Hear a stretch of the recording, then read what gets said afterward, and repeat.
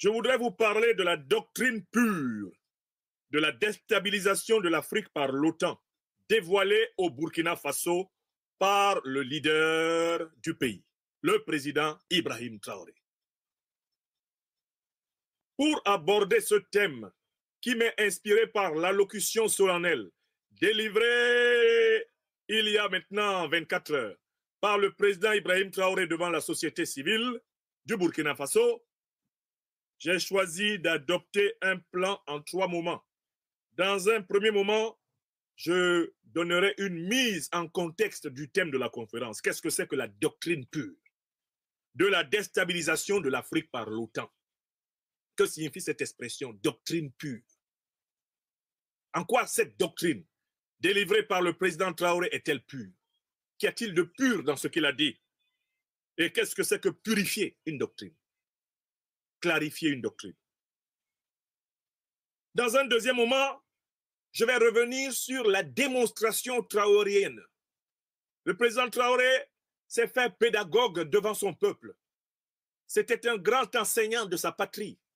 Marchant dans les pas du président Thomas Isidore Noël Sankara, Ibrahim Traoré a déposé dans le cœur, dans l'âme de son peuple, la lumière nécessaire pour comprendre l'époque dans laquelle nous sommes. Il a restitué dans un ordre logique et historique les étapes de la déflagration que connaît l'Afrique. Il n'a pas caché la vérité au peuple, comme le font les chefs d'État voyous, qu'il a désignés dans la catégorie des valets locaux et des esclaves de maison.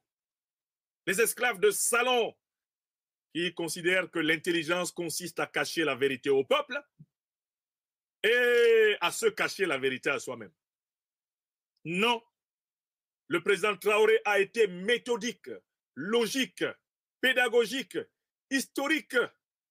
Il a été rigoureux, de telle façon que celui qui a écouté son discours à Ouagadougou devant les organisations de la veille citoyenne du peuple burkinabé, il en ressort édifié sur le défi africain du XXIe siècle. Puis, dans la troisième et dernière partie de mon intervention, je donnerai une conclusion générale des acquis de la leçon magistrale délivrée par le chef de l'État burkinabé. Car il faut que nous en tirions des conséquences évidentes pour l'Afrique et pour le monde. Car il a parlé pour l'histoire.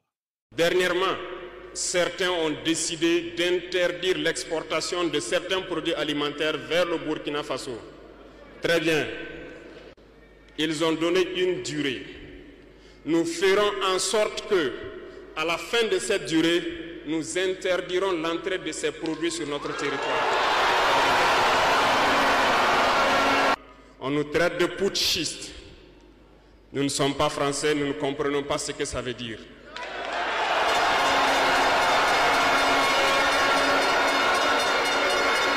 Et les valets locaux, qui sûrement ne comprennent même pas le sens profond du mot, nous appellent aussi putschistes. Très bien, on se l'approprie. Au fil de ces années, pour ce qui concerne le Burkina Faso, vous avez dû remarquer, tous les corps ont été déstructurés. Plus d'entraînement, plus rien pour l'armée. Ils ont imposé dans tous nos états-majors, toutes nos écoles et toutes nos structures stratégiques, ce qu'ils ont appelé des conseillers militaires. Lorsque nous nous sommes révoltés le 30 septembre 2022, la première des choses était de chercher à savoir qui sont ces conseillers militaires et où ils étaient. Nous avons donc pu identifier que le mal est profond.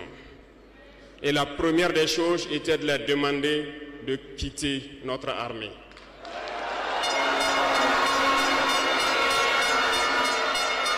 Ils sont partis.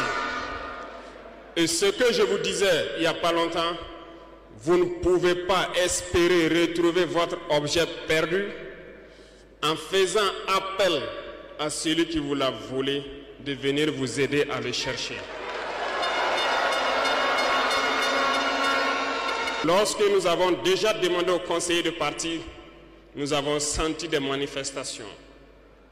On nous a fait comprendre qu'on ne pourra pas s'en sortir sans eux. Et à chaque fois qu'ils nous le disaient, ça s'est traduit par des attaques d'envergure sur le terrain.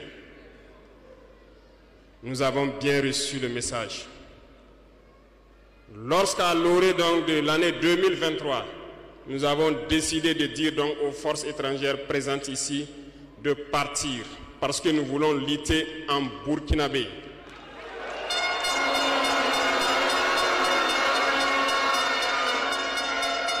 Ils ne l'ont pas sûrement apprécié,